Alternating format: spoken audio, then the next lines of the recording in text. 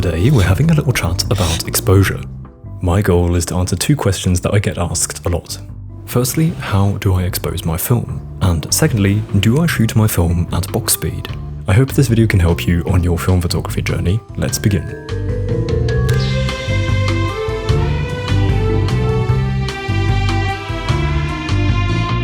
So I'm going to begin with a couple basic explanations for the beginners. If you are not a beginner, you probably know the following already, and so if you would like to skip forward to the explanation of my specific way of exposing, then I've added chapters to this video for your convenience. Anyway, let's first talk about when you even need to think about exposure. When shooting film, you are shooting in one of two ways. One way is shooting with automatic exposure. So for example, when using a point-and-shoot camera, the camera will do everything for you and meter the light automatically. By the way, if you're a beginner and you don't know the words yet, metering light just means that the camera has a sensor that measures how bright the scene is, so hopefully the camera will expose your photos correctly. However, with point-and-shoot cameras, it does happen at times that they make mistakes and expose your photo incorrectly.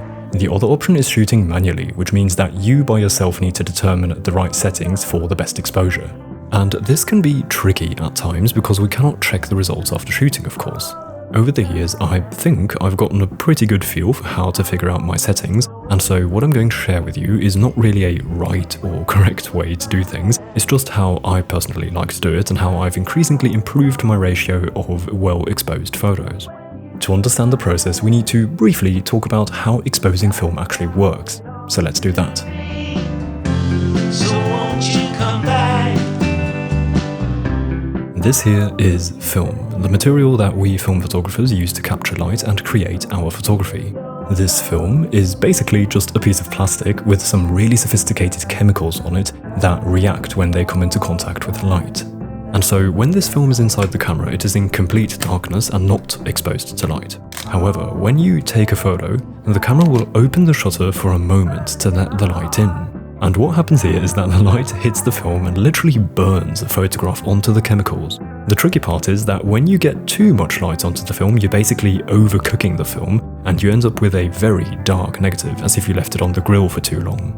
On the other hand, when you let too little light in, the film doesn't have enough time to get properly cooked, and you'll end up with a sort of faded negative, with barely anything on it. And so once the film is developed and the negatives are scanned and converted to positives, you'll see that the one that got too little light is basically dark and muddy, whereas the one that got overcooked is very bright.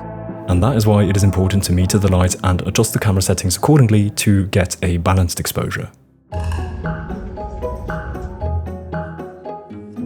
Now, here's how I do this. To meter the light, I have some choices. SLRs often have built-in light meters, so I can pop a battery into my Pentax K1000 and this little needle inside the viewfinder will indicate whether my settings will result in a balanced exposure or not. However, many SLRs have dysfunctional light meters due to their age. I mean, fair enough, these cameras are 30 or 40 years old, I'm just grateful that they even take pictures. So for this reason, or other reasons, many film photographers decide to use an external light meter instead. The professionals use a proper light meter, whereas I just use an app on my phone. Yeah, that works. Nowadays, there is luckily a wide range of apps that you can choose from. I haven't really gone through the effort of testing them all. To be honest, the one I use was just the first one I found, and it's working fine, but I'm sure the others are alright too. The one I use is called a light meter without the vowels. Sadly, it's not available for Android, at least the last time I checked, but there are many others to choose from for an Android phone too. I used to use the one called Light Meter Lite by WB Photo, which worked just fine. So what this app does is measure the light to tell me which settings to use in these lighting conditions. If I want to change my settings, for example, I'd want a slower shutter speed, I can simply change that and the app will tell me which aperture to choose instead. Don't forget to check your ISO setting. These settings are only applicable if you're shooting an ISO 200 film. So if you're shooting an ISO 800 film, you can simply change the ISO setting and the app will tell you the ideal shutter speed and aperture. Then, before we take a closer look at how to best use the app, let's briefly talk about how you can easily learn more about photography in an efficient manner thanks to the sponsor of today's video, Skillshare. Skillshare is a huge online learning community for creators with literally thousands of classes led by industry experts in photography, film, design, and even business or gardening. They've seriously got some big names on the platform such as Ali Abdaal, Lana Blakely, or even Marcus Brownlee. What I personally think makes Skillshare special is the value you can get from it for a reasonable price. Once subscribed, you'll have access to the entire library, so you can be into photography, knitting, and gardening and find classes for all of those. I think especially for beginners, it's a good place to get an efficient and structured start to learning a new skill. Something cool Skillshare has added are learning paths, which are curated collections of multiple classes for you to dig into. I was browsing these and came across a class that I think is really cool by Aaron Draplin. Design and typography is honestly a bit of a weakness of mine, and so I'm looking into improving that. Especially his class called Dirty Design resonated with me, in which he teaches some cool techniques to add some texture and character to his design work. Anyway, if you're interested in trying Skillshare, you can get a month of access for free. The first 500 people to use my link in the description will receive a 1-month free trial of Skillshare. Thank you so much to Skillshare for sponsoring this video.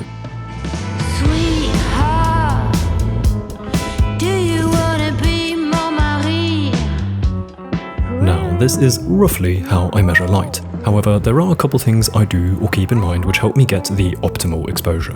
When shooting digital, it is generally better to underexpose than overexpose because it is easier to recover shadow details than highlight details. However, when shooting film, it's exactly the other way around. If you don't burn enough light onto your film, there just simply isn't anything that can be recovered. Whereas when you burn too much, it might end up looking very bright with some bright parts lacking detail, but at least you have a photograph. That is why you often hear film photographers recommend overexposing your film generally. But what does that actually mean? Simply add a stop, or 2, or 3 to what my light meter says? Well, here's how I personally do it. When looking at a scene, I will not just point my phone at the scene to measure the light. Instead, I will tilt my phone in order for it to measure the shadows. So here, for example, I moved my phone in a way that it would show me the settings for a balanced exposure of this part, which is much darker than this part, thus resulting in vastly different settings. Alternatively, you can tap the scene while metering the light and adjust the exposure like this to get a brighter reading. Most of the time, however, I just move my phone around and see how the exposure changes and then lock in when I'm happy with the exposure of the shadows. Then the app gives me the settings to work with. I always have my ISO locked to the ISO of the film I'm shooting. And then I usually change the aperture to what I want depending on the scene. So for example, I wanted a blurry background here, so I chose a lower aperture. Whereas here, I didn't want to think too much about focusing and just have an overall sharp scene, so I set the aperture to f5.6 or even f8 if the light allows. With the aperture set, I then see what shutter speed the app recommends. I rarely have the exact shutter speed that the camera is telling me to use on my camera, but that is no problem. I basically just round it down so I get an even brighter exposure. So for example, if the light meter says I should use a 1/160th of a second shutter speed, I'll simply set my camera to the closest shutter speed below that, which in my case is 125. So that is in general how I find out how to expose my film. However, there are of course many situations in which other factors should be considered. I usually expose for the shadows so that I get a nice and bright image with lots of detail. And especially when shooting a photograph with a cloudy white sky in it, I don't mind overexposing the sky because the interesting subject I'm trying to capture lies in the shadows, so I don't want a lack of detail in that area. However, there are times in which it's the other way around. Here, for example, I didn't purely expose for the shadows because I wanted them to be a bit darker and keep some detail in the highlights that act as the subject in this particular photo.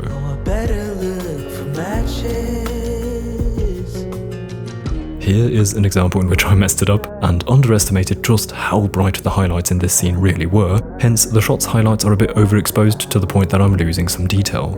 So while I generally expose for the shadows, this is not a rule that I follow strictly. Before taking the shot, I need to evaluate whether it's the shadows or the highlights that are more important to me. And so now let me answer this question.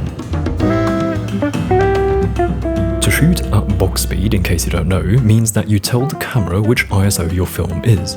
When you shoot with the internal line meter, you need to rate your ISO, which essentially just means telling the camera which ISO your film is so that the camera can give you the correct settings for a balanced exposure.